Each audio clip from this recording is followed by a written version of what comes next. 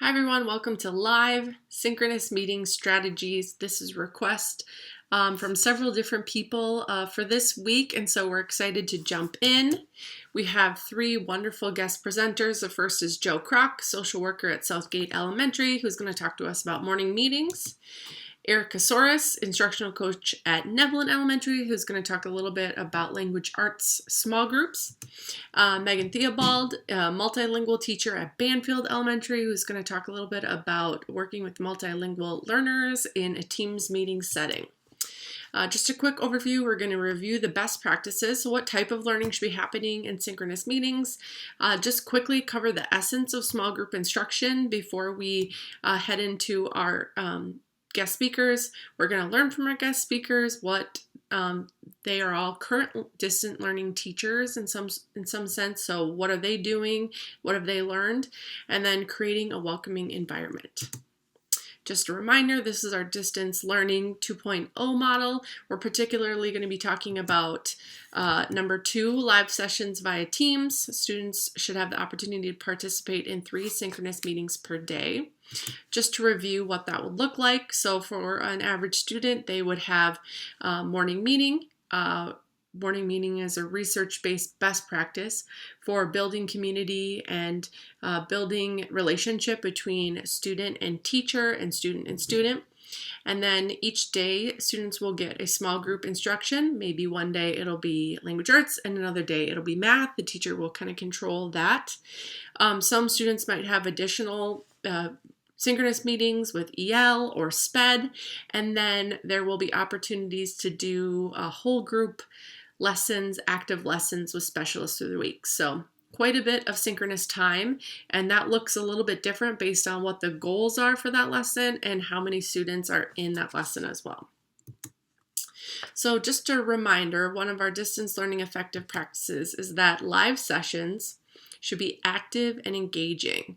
And so that really means that students should have opportunities to contribute, have conversations with their peers, work through problems together, get feedback as well. Here's just some ideas of things to happen in synchronous time.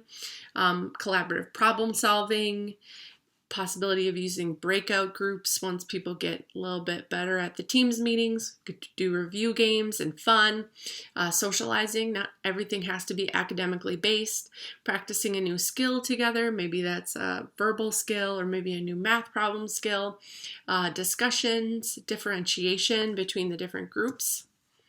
Here's another approach to what you just saw, building relationships, guided practices, facilitating that real-time conversation, real-time assessments. One of the articles that I've leaned upon, especially for our best practices, is 9 ways online teaching should be different from face-to-face. I highly recommend reading through this article. It's quick. It's from the Cult of Pedagogy, which does amazing blog work. She was interviewing Melanie Kitchen, and the thing that Melanie ended with is, yes, these are 9 ways online teaching should be different, but there are some ways that it should stay the same. Not everything in online teaching is different. Some aspects of good teaching should definitely stay the same. And you see highlighted on the right there, using research-based instructional strategies. The teaching environment may not be the same as we're used to, but it's important to remember that good teaching is still good teaching. All of the things that we know are really good practices can still be done virtually. Kitchen says it might just look a little bit different. And so when you consider developing your morning meeting or developing your small group instruction and you're thinking about, well, what am I supposed to be doing? You should be doing exactly what you were doing in the classroom. All of those research-based practices, the gradual release methods, SIOP, guided reading and guided math, all of those should be what's happening in your small group instruction and in your live instruction. We should just be prioritizing the activities that get the students talking. If students don't have opportunities to talk, if they come on these Teams meetings and they sit and listen, it's very much an opportunity lost, and they're really missing out on a core aspect of their education. Let's talk about small group or guided learning, depending on how you're thinking of it. Small group instruction. And so why do we do small group instruction? One, because learning is social. Learning at its best is a social process. Vygotsky stressed the importance of children verbally expressing their ideas in the process of reasoning for themselves. They develop language through their experiences and begin to generalize their idea through the oral communication with teacher or fellow student. Reflective conversation and dialogue within a classroom setting is a tool which allows students to engage with the ideas of others and to construct hypotheses, strategies, and concepts. Learning is enhanced as students are at work with others exploring the same ideas. And that is from Guided Math, Frameworks for Mathematic Instruction, but the philosophy is based on a 1996 article on guided reading, good first teaching for all children. Next, we want to be building literacy. So we're building reading literacy, we're building math literacy. A numeracy-rich environment promotes mathematical learning by students. Borrowing from the research regarding literacy education, where immersion in literacy-rich environment is considered essential to promote learning, it's important that students are immersed in the world of mathematics. As students see numbers and math-related materials throughout the classroom and participate in real-world, meaningful problem-solving opportunities, they begin to see the connection mathematics has in their own lives. Mathematics is no longer solely problems in a textbook, but it becomes something for them to ponder. Next, we're going to go to dialogic talk, which is a culturally responsive teaching strategy. We learn best when we're able to talk through our cognitive routine. Talking to learn, also called dialogic talk, is deeply rooted in oral cultural tradition. This kind of talk gives us the opportunity to organize our thinking into coherent utterances, hear how our thinking sounds out loud, and listen to others respond, and often hear others add or expand to our thinking. Now, there are definitely opportunities for students to use dialogic talk in Seesaw and to get some of that feedback from you, but the small group instruction or live instruction is really when they're going to hear that from their peers or hear their peers construct their own dialogic talk as well.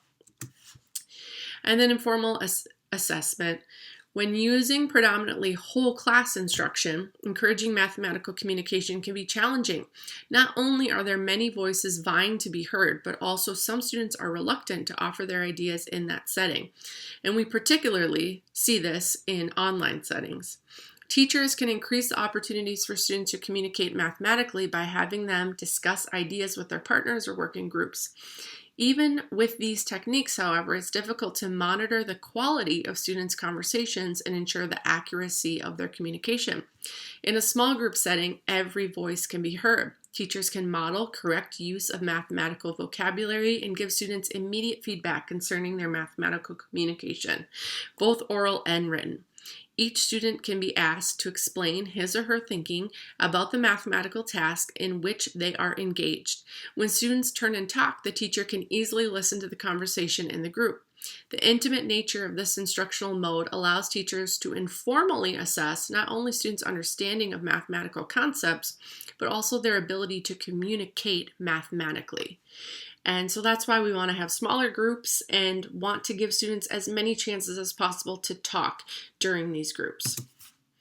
Guided math, just some things because we're not necessarily talking to anybody today about what's happening in small group math. It should be standards based. The whole point of doing small groups is so that you can differentiate. So we don't want students talking through problems that are not challenging for them or are too challenging or rushing through things before they're ready. You can review the lessons that were taught together. You can pre-teach lessons that are yet to come. You can have the students do some teaching of mathematical concepts or literacy concepts. You can give them a space to explain their thinking. And then also you can use some online manipulatives.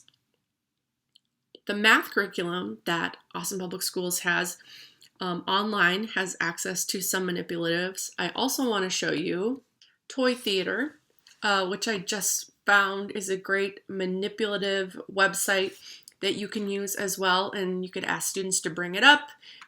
You could bring it up in your small group math and have students tell you what and how to change the manipulatives, or they could all have it up on their computer as well and working through and taking screenshots, sending them through the chat, those type of things. So want to share this out with you. I also found some math websites which could spark some conversation in small group.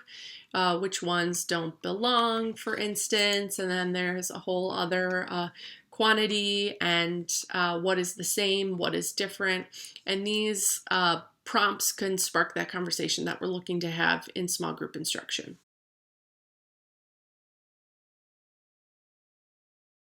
All right, so I'm talking to Joe Kroc, social worker at Southgate Elementary, who leads the morning meetings for all the distance learners at Southgate Elementary. Joe, can you just tell us about what this fall has been like and anything that you've learned thus far? Yeah, I think right away, I mainly was worried about, what am I going to talk about? What am I going to prepare for them? And when we first started, I realized that, even though I knew of all these kids, I really didn't know them. And I sort of forgot that they hadn't been in school since March. And, this is their one opportunity now that they get to be social and talk with each other. So that was my biggest takeaway right away, is for all of these students, they hadn't been in school for 6 months. And just sort of trying to break the ice a little bit. They were a little shy, and trying to let them interact with each other. And obviously I had to guide that discussion, but instead of me interjecting, I just sort of let them go. And if the time allowed for that, I would just let it keep going until there was just a natural resting spot. So that was my biggest takeaway right away.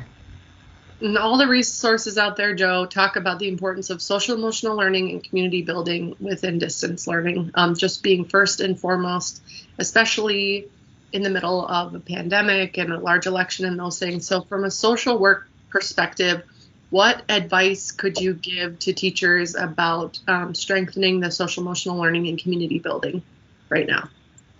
Well, it's sort of, even though we're distance learning, what I've found is that I'm in grade levels, and just that sense of, I use the term classmates. So these are your classmates, and I think they're getting to know one another, and obviously they may have had classes in previous years, but they're getting to know each other in a little deeper knowledge of each other, and asking follow-up questions. And what I find really unique is they're asking questions on things that they talked about probably 2 or 3 weeks ago. Mm-hmm.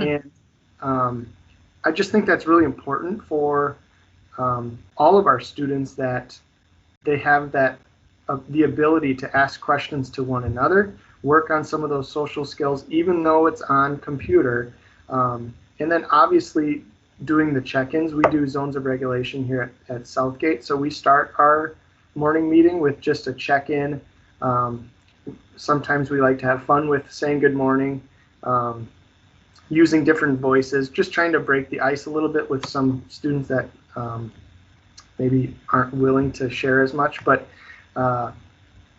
really just checking in with the students and how they are doing socially. And then if they need follow-up, then I usually follow up with parents on what obstacles or barriers they're having at home. Yes. And so what are some example activities of what you would do in your morning meeting? So I like to have it sort of structured the same way. The activities in the morning meeting are different every day, but we usually go over the date, the weather, just like a normal start to your day. And then we do greetings. So like I said, sometimes we do a robot voice or superhero. And then sometimes we talk about, like, use the voice of your last year teacher, which they really get a kick out of. And then obviously grade appropriate too. Like the superhero one was great for first and second.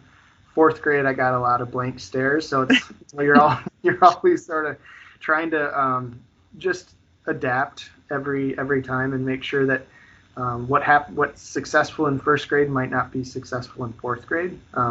That's one thing that I've learned also. And then we like to just do some different sharing activities. We did a Guess Who game, which the kids loved.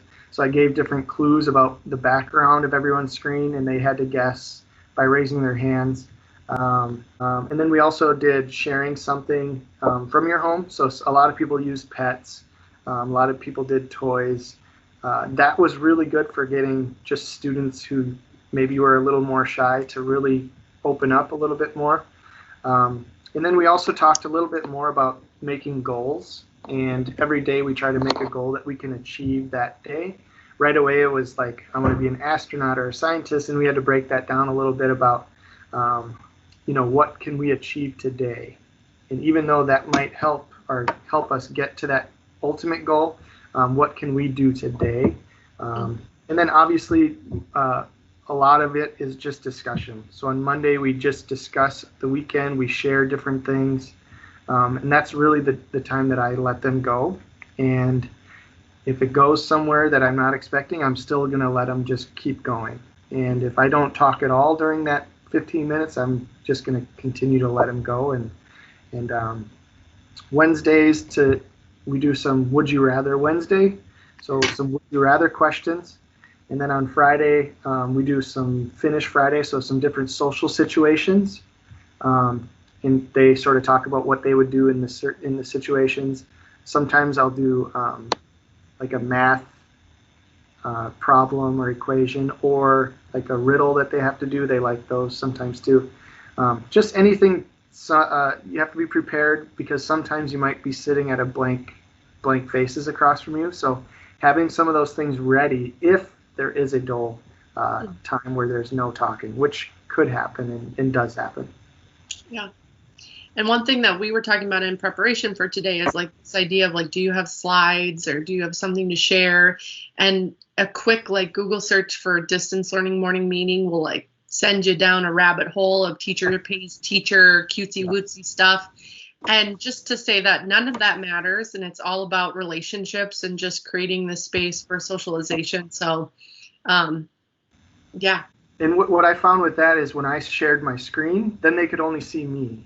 Mm-hmm. So when I was on the slides, or when I had the slides, which I still use as a reference point, but then I have to quickly unshare so that they can see everyone. I think that's a big part. If they can only see me, they're not going to share with their classmates. So I use them for myself as a reference point, but I found that they're more open to share when they can see everyone in the group and they can see other people talking, and not just myself or not just one person. That's good.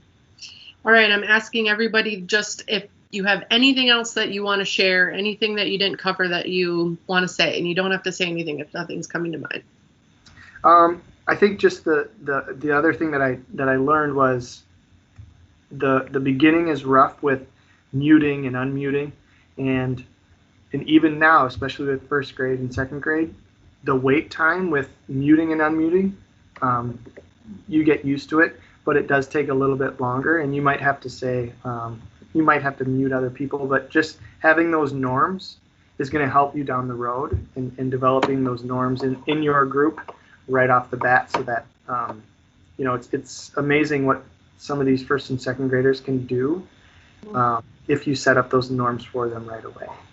Yeah, awesome. Thank you, Joe. Thank you so much.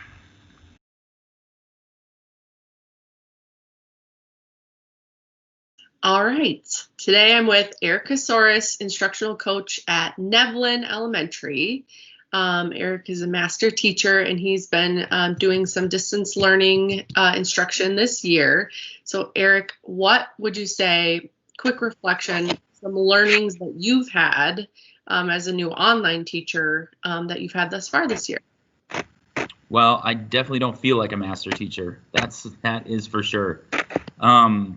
Sometimes it feels like we're building it while we're flying it, and that's okay. We talk a lot about growth mindset with the students, and I've had the opportunity to really live that. So there've been really good days, and then there've been days where it doesn't work as well. But I think the main thing is that the families and the kids have kind of stuck with us. I am fortunate enough to teach kids that everybody picked to go into distance learning, so I think that has something to do with it. But we've had a lot of success with parents understanding that we're building it as we go. And as much as we'd like to say that we know how everything's going to turn out, we've had to do a lot of trial and error. And it's been okay. It's been all right that way. Yeah. And then today's video has been a request of people wanting to know what should they be doing in these live meetings? What should that look like? And so what advice would you give to people on what to be doing when you have students in a live Teams meet, whether that is like your whole class in the morning meeting or whether that's small group instruction? Well, I would say start with what you're comfortable with. And for me, just personally, my main thing whenever I'm teaching in person is how to get the kids to carry the load of the lesson. And so I put a lot of things through that filter. And so when I'm doing small group, I try to be really aware of how much I'm talking and how much the students are talking and what they're doing. So we started off pretty slowly by teaching just how do you collaboratively talk? How does that work online? What are those norms? What does it look like to listen to each other? I know that in a classroom, the students get pretty good at listening to each other when we practice. Through the computer, it was harder. I have to admit, there's a lot of distractions. A lot of times the kids that I'm teaching, they're at a table while their siblings are teaching or their parents are walking around or a TV's on in the background. So we had to create new norms for what that looks like. In the spring, we would have, pets would come on. Last spring, pets might come on or baby brothers and sisters might come on. And it was really fun because we were just really trying to get by. Now we're trying to really dig in, and the rigor has kicked up a little bit. So we've had to decide, what does this look like? What are the norms of teaching a small group lesson through a computer? We've taken a lot of time on how to listen to each other and also how to communicate with each other, like how to agree with an idea, how to disagree with an idea, and how that's okay to do that. And then what does that look like online? It's different. There's tools we can use. We've got the virtual hand raise, the chat box. We have the ability where everybody's muted and unmuted. We can share screens. So all of that has helped, but it's taken more time to learn those skills, and we're definitely still learning as we go. Awesome. So could you give an example of an activity or a type of what you lead during these synchronous meetings with your students? Yeah, so I'm trying not to venture too far away from what I would do if I was with the students. So we started to get into some novel groups, but before we jumped into those, we took a week and one group a week and a half on just how to talk to each other. So I pulled up some articles that I thought would be pretty compelling for them. So we read an article together about should students have homework? Is homework in school still a thing? And it was pretty interesting to talk to them. We talked about their background knowledge. We formed an opinion. We talked to each other. And then each person had to agree or disagree with the opinion and state why they felt that way. And then we read the article. We stopped. We made a lot of annotations on the article. And at the end, they had to formulate an opinion again and decide if their idea changed or if it stayed the same with the new information that they had. It worked really, really well. The thing that was the best part about it, what my goal with the lesson was to kind of step back. So almost if I was teaching in person and I was teaching a collaborative group at a kidney table, if I kind of stepped back from that kidney table and allowed the discussion to happen, that's kind of my ultimate goal. And I was able to do that for the first time because we had set up how they talk to each other, when they talk to each other, how to communicate. And it was really nice to pass the lesson on to them. It kind of was one of the first times I felt like they were actually doing more work than me. They were carrying the load of it, which is, as a teacher, I suppose that's my goal a lot of times. Mm-hmm.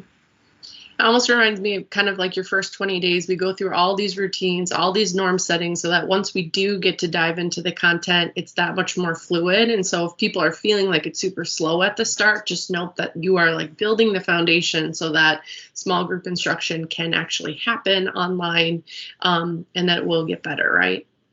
Yeah, it will get better. I mean, sometimes you'll have a great plan and the student's internet will be down. That happened to me yesterday, and I felt horrible for the little girl, but those are things we just can't fix on the fly. So we just have to be really malleable. Just have to understand that Sometimes it's going to go really, really well, and sometimes something totally out of your control is going to derail the lesson, and we just pick up and try again. It's been all right. Like I said, I have the students who pick distance learning, and that's not to say that students who don't pick it, if we end up going distance learning, won't do as well, but they were invested. And so how this has gone for me has been pretty well because they're invested in the process. So it's been nice. Yeah. All right, I'm asking everybody who I'm talking to today, is there anything else that you want to say to teachers who about the possibility of going distance learning? Could be related to teams or anything else. You don't have to say anything, but if you want to. I suppose the one thing that I've had to learn from is something really good happens, celebrate it with the kids because they're at home, and I've tried really hard to find ways for them to communicate with each other and talk with each other and make it as interactive and social as possible while still maintaining the rigor. And it's helped, to take time in the beginning of the lessons and just talk and have some fun topics to talk about and having time to share and all of those things that I think I would have done just naturally in the classroom but never really thought about it, just kind of talking with kids and building relationships. I've had to be really more intentional with it online, which is new for me. I'm not a social media person. I don't communicate very well in social media. I don't know that world very well. And so it's been a lot of like, how do I do this? How do we talk to each other? What is a real conversation? How to build relationships? And I think that has been fun for me because that's my favorite part of teaching is building the relationships. And it's not easy over the computer, but we've kind of figured it out as we've gone. Awesome. Well, thank you for sharing with us today.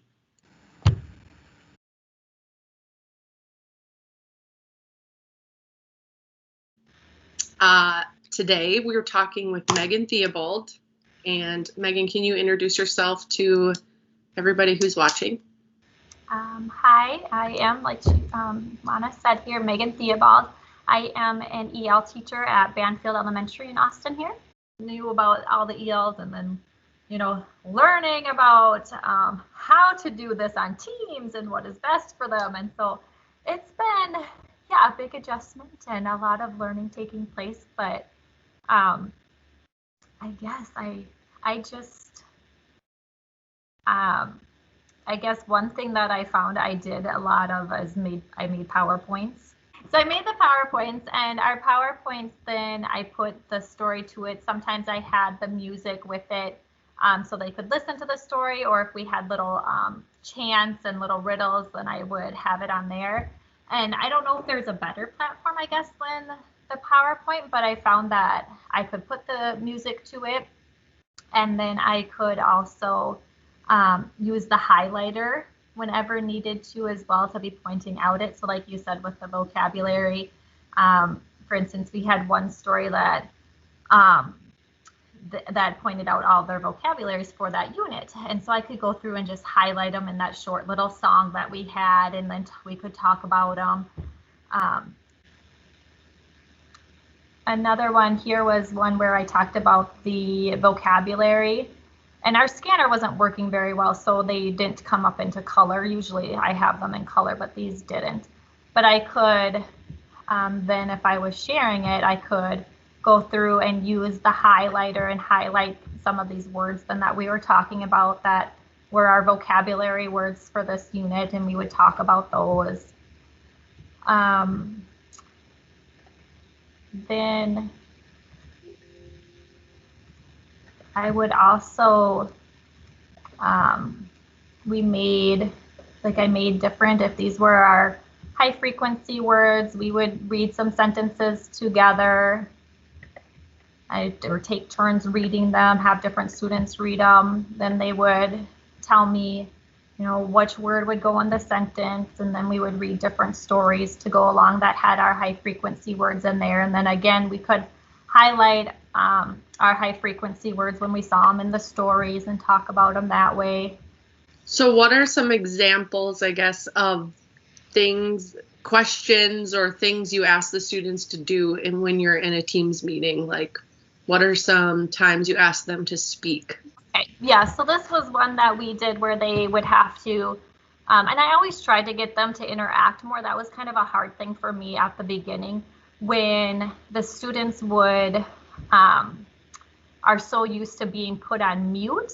And so I really wanted to try to not have them on mute so they would open up and have more of that dialogue. I found though it was kind of difficult at times because then they couldn't always hear each other. There would be so much background noise or something going on at home. Mm-hmm. And so then there were times where I did have to ask them to mute, and then I would have to at times ask them all to unmute so we can kind of open up that dialogue. But here is a assignment, or I guess lesson that we had that was about the asking and answering questions.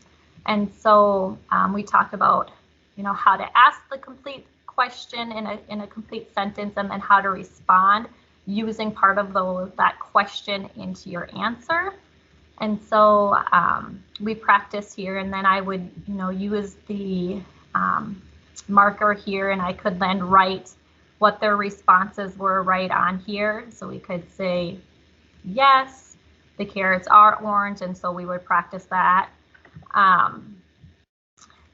And then here was just more too when we practiced using the different words for the start of the sentence, and then how would you answer it.